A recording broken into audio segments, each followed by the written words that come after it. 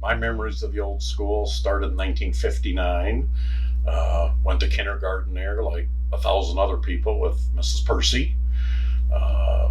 Was very intrigued by the huge room we were in with like 50 of us. I started in 1957, which was the 57-58 school year was the last year that the building was used for all 12 grades. So I do have memories of my aunt, who was, I believe, a junior in high school, waving out the window at me when I'd get off the school bus in the morning. And we had all these little wooden chairs around the circle, and I was very shy and didn't really know how to make friends. And there was a girl I wanted to be friends with. And we had some of the chairs were very new and shiny, and the other ones were kind of old and beat up. And I knew she liked to sit on the new chairs.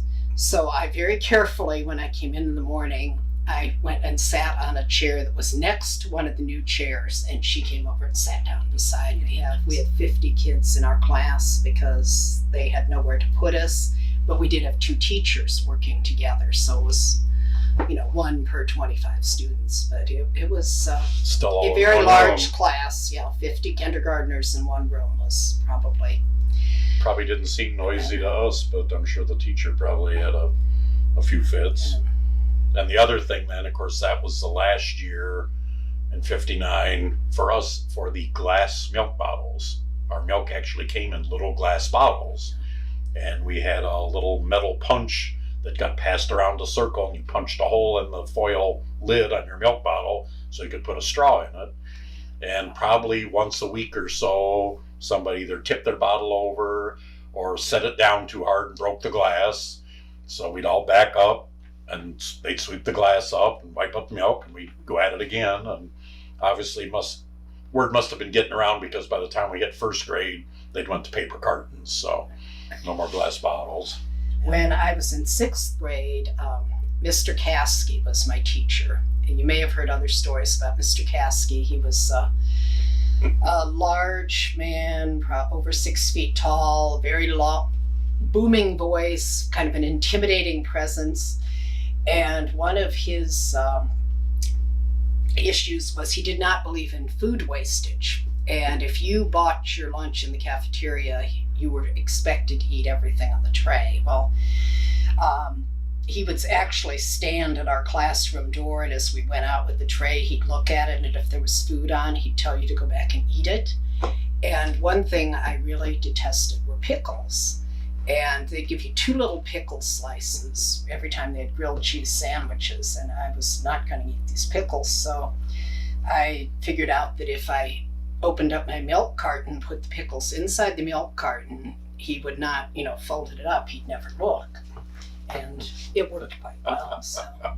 And of course, I came back to the building in 4th grade, which was 1963, and of course, that fall was when John F. Kennedy was assassinated, and we were all in our classroom, and the principal came on, which they normally never did, other than early in the morning or at the end of the day. And that's where we learned the news that, JFK had been shot. And so it was very somber. I mean, the whole rest of the day, and teachers, as a 4th grader, you weren't accustomed to seeing teachers cry or, that kind of emotion, period, in school. And I mean, it's something, and it seems like it could happen yesterday now, even though it was that many years ago. But that's where we all were when we got the news, was in school. I was in 6th grade then, and it was the same thing. I said this teacher that I talked about with the intimidating presence, he was crying. It was really, we were all just sitting there like, these things don't happen. Yeah. How could this happen here? And again, for a 4th grader and a 6th grader, it stays with you the rest of your life.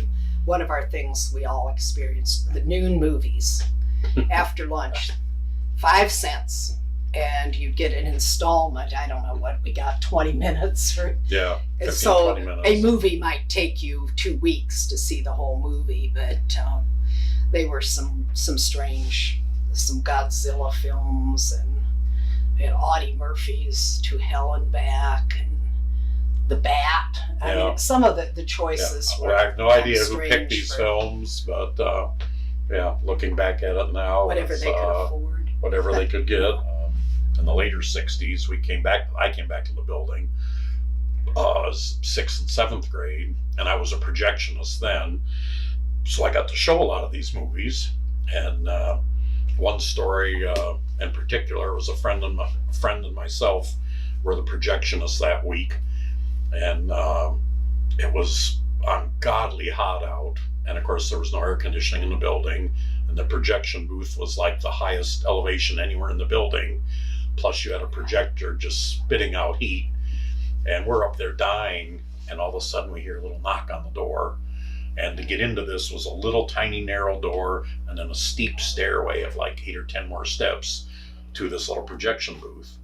Well, it was it was our science teacher, came in, and we had the little glass bottles of Coca-Cola, and he goes, "Don't tell anybody, but I knew you guys would be hot. Here's a couple Cokes." And we're like, oh, wow, we're saved. So we're drinking the Coke, and it's not 5 minutes later. Knock, knock, knock again on the door. It's another teacher. Yeah. Oh, we were thinking about you guys up here. We know it's awful hot.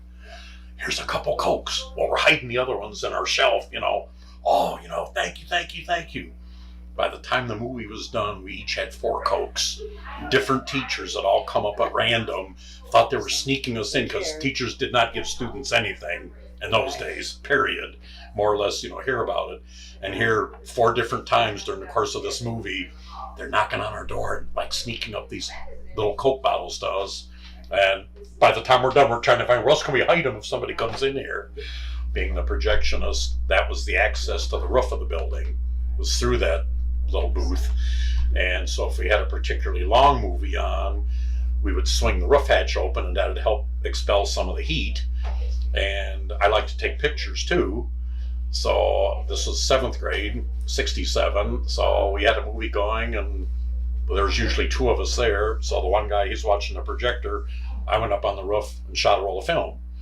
So, which I still have the pictures now, 51 years later, of all downtown around the square. You can see buildings that no longer exist, new things in its place, cars that, everybody calls classic now, which were common then. But we did a lot of neat things at the school.